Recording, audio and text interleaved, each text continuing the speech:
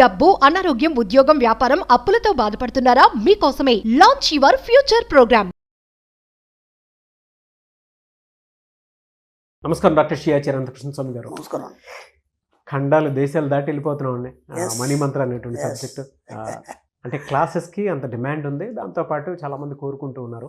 So దాన్ని base చేసుకుని అడుగుతున్నాను, క్లాసెస్ మళ్ళీ ఎప్పుడు ఉండే అవకాశం ఉన్నాయి, ఎక్కడెక్కడ ఉండే అవకాశం? 2024లో 20 అక్టోబర్ వచ్చి హైదరాబాద్లో ఉంటుంది, 27 అక్టోబర్ వచ్చి మనకు బెంగళూరులో ఉంటుంది.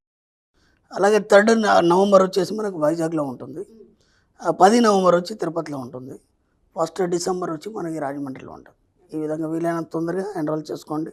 క్లాసులు చాలా రష్గా ఉన్నాయి. ఈ వీడియోలో ఏం చెప్తున్నారు? ఇక్కడ సంకల్పాలు, లక్ష్యాలు ఏవైతున్నాయో మనం పెట్టుకున్న సంకల్పాలు, లక్ష్యాలు ఇవన్నీ నెరవేరాలని మనకు ఒక ఆలోచన వచ్చినప్పుడు అవి మీరు అనుకుంటే కాదు, మేము అనుకుంటే నెరవేరవు.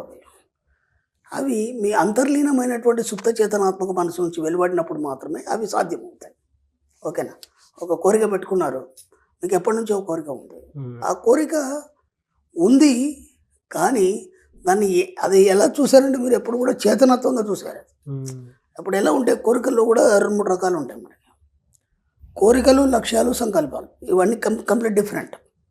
కోరిక అంటే పక్క వాళ్ళకు ఒక కలర్ టీ ఉంది, మంచి ప్లాస్మా, మనకు కావాలి, అది కోరిక. ఓకేనా? ఇప్పుడు నేను ఏదో ఒకటి సాధించాలి నా జీవితంలో, నేనేంటనేది ప్రపంచానికి తెలియాలి, లేదా ఎవరు చేయని పని నేను ఏదో ఒకటి కొత్తతనం చేసి ప్రపంచానికి నేను తేలాలని కూడా అది లక్ష్యం అవుతుంది. ఓకేనా? సంకల్పం అంటే ఏంటంటే ఒక దీక్ష. అంటే ఇప్పుడు మీరు ఒక పని అనుకున్నారు, దానికోసం మాత్రమే పని చేయడం. మనం ఇంతకుముందు కూడా ఒక సైంటిఫిక్గా మనం సైకాలజీ పరంగా ఒక విషయాన్ని చెప్పుకున్నాం. మనం ఒకే పని మీద పదే కొన్ని సంవత్సరాల తరబడి పనిచేయడం, 1 లేదా 2 ఒకే పని మీద దృష్టి పెట్టడం. సంవత్సరాల తరబడి పని చేసినా నీకు అదే రిజల్ట్ వస్తుంది. ఒకే పని మీద దృష్టి పెట్టడం వల్ల కూడా అదే రిజల్ట్ వస్తుంది. ఇక్కడ ఏమవుతుందంటే మీరు ఏది ఏంటనేది మీకు తెలియకుండా ఈ వాటిలో కన్ఫ్యూజ్ అవుతున్నారు. సంకల్పాలు వేరు, లక్ష్యాలు వేరు. లేదంటే మీరు దృష్టి పెట్టడమా, లేదంటే దాని మీద పని చేయడమా, వీటిల్లో ఏదో ఒకటి ముందు మీరు డిసైడ్ చేసుకోవాలి. అంటే ఇప్పుడు మీకు ఒక కోరిక ఉంది, లేదంటే ఒక లక్ష్యం ఉంది. లక్ష్యమా, కోరికనా, లేదా సంకల్పమా, వీటిని ముందు పర్ఫెక్ట్గా మీరు డిసైడ్ చేసుకోవాలి. అంటే మీరు వీటికి ఏదో వాట్ ఈస్ డిఫరెన్స్ బిట్వీన్ అని నేను చెప్పాను. దీన్ని బట్టి దాన్ని డిసైడ్ చేసుకోండి. ఫస్ట్ చేసుకున్న తర్వాత ఏం చేస్తారంటే దాన్ని మననం చేయండి. ఏదైతే మీరు అనుకుంటున్నారో, కోరిక కావచ్చు, లక్ష్యం కావచ్చు, ఇంకేదైనా కావచ్చు, సంకల్పం కావచ్చు, దాన్ని మననం చేయండి. మననం అంటే ధ్యాస. ఇంతకుముందు కూడా చెప్పాను, ధ్యానం వేరు, ధ్యాస వేరు. ధ్యానం అనేది మీకు ప్రశాంతతని ఇస్తుంది తప్ప డబ్బునివ్వలేదు. డబ్బు మీద ధ్యాస మాత్రం మీకు డబ్బునిస్తుంది. అంటే ఎరుక, అది మాత్రం మీకు డబ్బునిస్తుంది. అందరూ ఏమనుకుంటారంటే ధ్యానం చేస్తే అన్నీ వచ్చేస్తాయి అనుకుంటారు. ధ్యానం చేస్తే ఏం రాదు, ప్రశాంతత వస్తుంది. దాంతోపాటు ఉన్నాయి కూడా పోతాయి. ఎందుకంటే ధ్యానం చేస్తే మనం గతంలో కూడా ఎన్నోసార్లు చెప్పుకున్నాము, ధ్యానం చేయడం వల్ల ఏమవుతుందంటే నీ మనసు స్తబ్దత చెందుతుంది. అంటే కోరికలు లేని స్థితి ఏర్పడుతుంది. కాబట్టి ఇక ఏ కోరికలు ఉండవు కాబట్టి స్తబ్దత చెందుతుంది. దాంతో ఏమైతే ఉన్నాయి కూడా పోతాయి. దాంతో ఇది చాలామందికి తెలియదు. ప్రశాంతత వస్తుంది. ప్రశాంతతలో ఏమి ఉండదు కదా. ప్రశాంతత అంటే అప్పుడు శ్మశాన వైరాగ్యం కూడా వస్తుంది. శ్మశాన వైరాగ్యం అంటే శ్మశానంలో ఏముండదు కదా, ఏది వద్దనిపిస్తుంది. ఇవన్నీ ఇదంతా తుచ్చమైంది, భార్య పిల్లలు కానీ, డబ్బు కానీ, ఇవన్నీ లగ్జరీస్ కానీ, ఇవన్నీ ఏమవసరం అని అనిపిస్తుంది. అర్థమైంది? కాబట్టి మన సబ్జెక్ట్లో ఏం చేస్తామంటే ప్రతి దాంట్లో సృజనాత్మకతను మనం ఎన్నుకుంటాం. సృజనాత్మకత అంటే ఒక కొత్తదనాన్ని ఎన్నుకుంటాం మనం. అంటే ఎప్పుడైనా లైఫ్లో మనం బోర్ ఫీల్ కాకుండా. ఇంకో విషయం కూడా ఏముంటుందంటే, ఇప్పుడు థామస్ ఆల్వా ఎడిసన్ ఉన్నాడు, బల్బు కనుక్కోవడానికి చాలాసార్లు ప్రయత్నం చేశాడు. ఆయన దాదాపు 1000 సార్లు 2000 సార్లు ప్రయత్నం చేశాడు.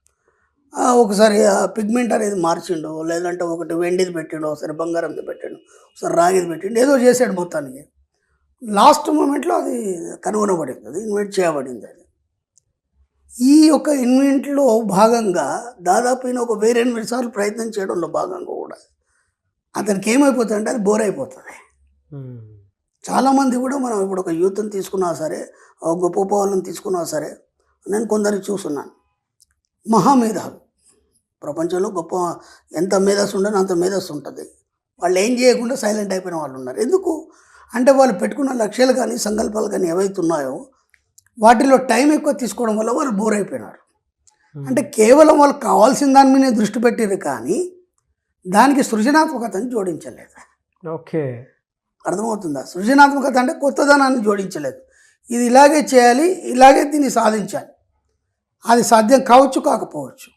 కానప్పుడు ఏమైపోతుందంటే దాని మీద బోర్ అయిపోయి దాన్ని పక్కన పడేసి వీళ్ళకి అన్నీ తెలుసా అనే ఒక ఆలోచన ద్వారా సమాజానికి దూరంగా ఉంటూ నేనే మేధావిని అనే ఒక తెలియనటువంటి ఒక అహంకారం లోపల ఉండి దాంతో వాళ్ళు ఎట్లా అంటే ఒక సన్యాసి కావచ్చు, ఒక యోగి కావచ్చు, ఆ విధంగా మారిపోయి వాళ్ళ లైఫ్ స్టైల్ అనేది వాళ్ళు ఒంటరిగా బతకడం అనేది మనం చాలామంది నేను చూస్తున్నాను.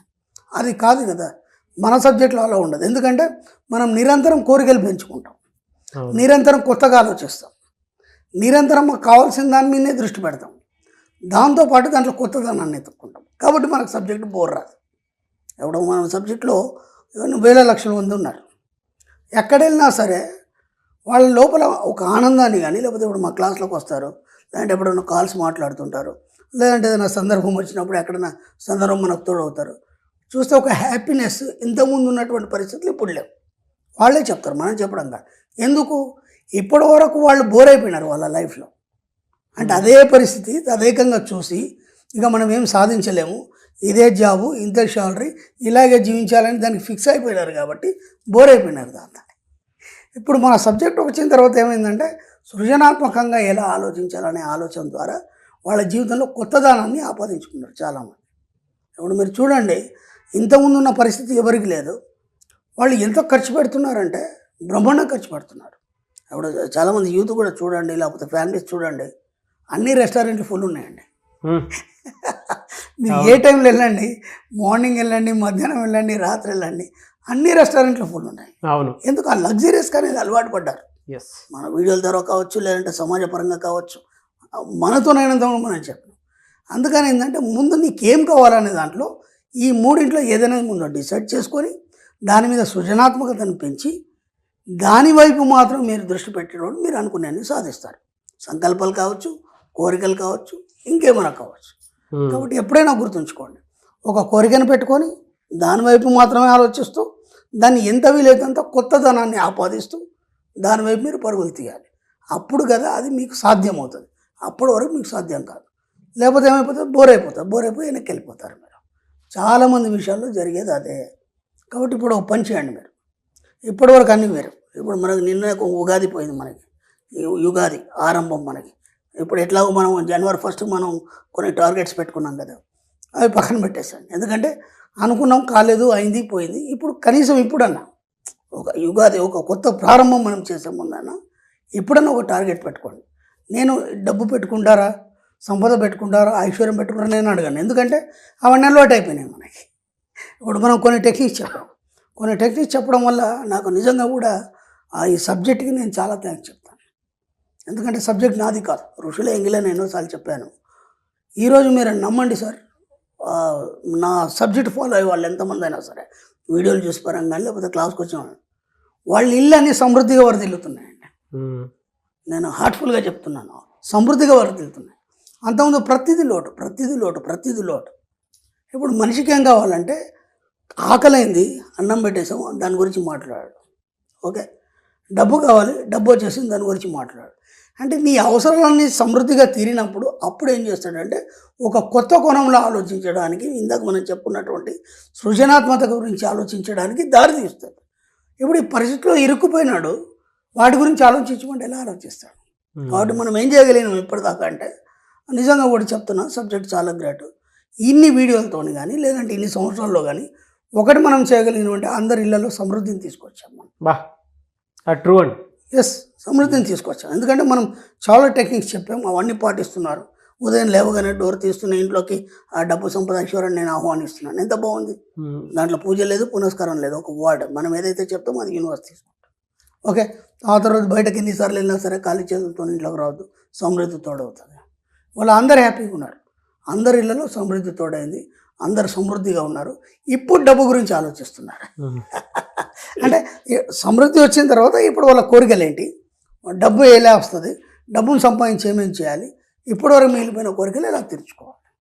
కాబట్టి ఇప్పుడు ఏం చేస్తారంటే, నేను స్టార్టింగ్లో ఏదైతే చెప్పానో, సంకల్పమా, కోరికనా, లక్ష్యమా, ముందు పర్ఫెక్ట్గా డిసైడ్ చేసుకోండి. దాని వైపు మాత్రమే సృజనాత్మకతో ఆలోచిస్తూ ముందుకెళ్ళినప్పుడు మాత్రం మీ యొక్క సబ్కాన్షియస్ మైండ్ ప్రయత్నిస్తుంది. ఏదో అనుకున్నారా, ఒక కోరిక అనుకున్నారా, వాళ్ళకుంది మనకుందంటే మాత్రం రాదు అది. ఎందుకంటే వాళ్ళకున్నది నువ్వు కలిగి ఉన్నట్టు నువ్వు ఫీల్ కావాలి. ఓకేనా? కాబట్టి ఇప్పుడు మీ జీవితంలో ఏం కావాలనేది మీరు డిసైడ్ చేసుకొని ప్రతి దగ్గర మీరు ఫీల్ అవ్వండి. ఫీల్ అయినప్పుడు మాత్రమే మీ సొంత చేతనాత్మక మనసు భౌతిక రూపంలో అందిస్తుంది.